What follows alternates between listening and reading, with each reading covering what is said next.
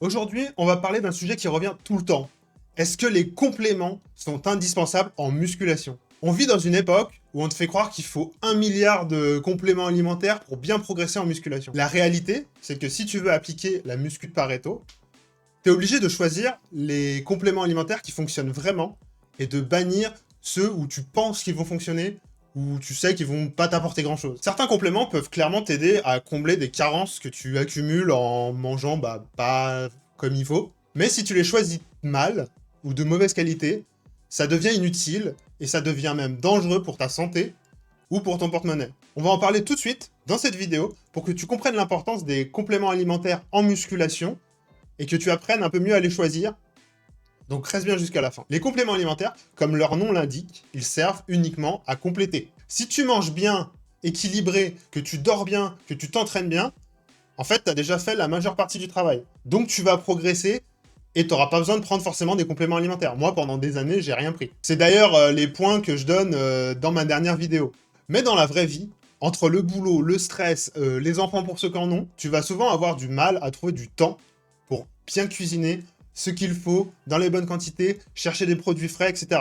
Donc, tu vas forcément être carencé à un moment donné. Et c'est là que certains compléments, je dis bien certains, deviennent utiles, voire indispensables, parce qu'ils comblent tes carences et vont optimiser certains aspects. Donc, par exemple, une protéine en poudre, comme celle-ci, pour combler tes apports en protéines. Mais ça peut très bien être des oméga 3 pour apporter des bonnes graisses, de la vitamine D si tu prends pas souvent le soleil, etc., etc. Si tu regardes mes vidéos, tu sais que moi j'aime faire un minimum d'efforts pour avoir un maximum de résultats. Donc si tu achètes des compléments, il faut partir du même principe. Tu vas acheter les compléments qui permettent de débloquer tes problèmes. Un problème en musculation, ça va être quelque chose qui va t'empêcher vraiment de progresser. Par exemple, un gros manque de protéines ou des grosses douleurs aux coudes ou aux articulations que tu vas devoir combler par une supplémentation adaptée. Donc inutile de claquer tout ton argent dans ce que le marketing te vend.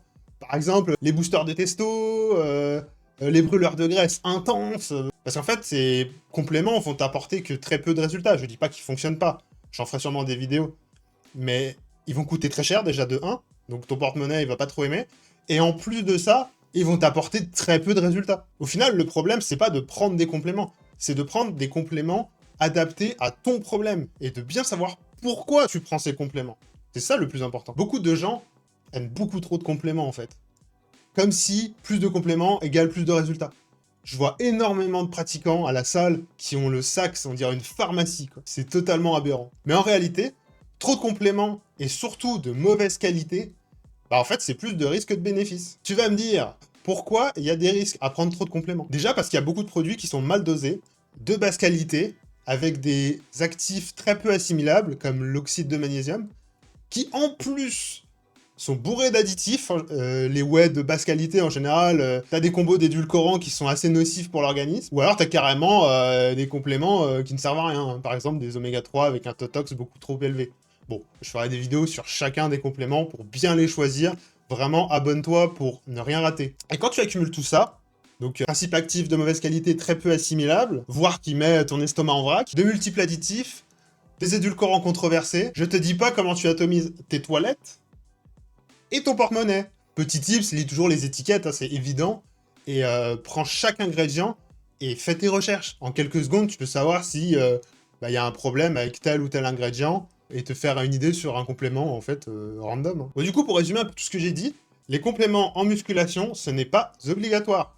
Mais ils peuvent devenir stratégiques si tu les choisis bien. Ce que je recommande, c'est d'avoir une vision muscu de Pareto, ce que j'explique dans ma dernière vidéo. T'as un problème bloquant, tu le règles avec un complément. Et par pitié, fais attention à ce que tu consommes. Un complément de qualité peut t'aider, mais 10 compléments de mauvaise qualité, ça va juste vider ton portefeuille. Si t'aimes ce genre de vidéo, abonne-toi à la chaîne et mets-moi un like.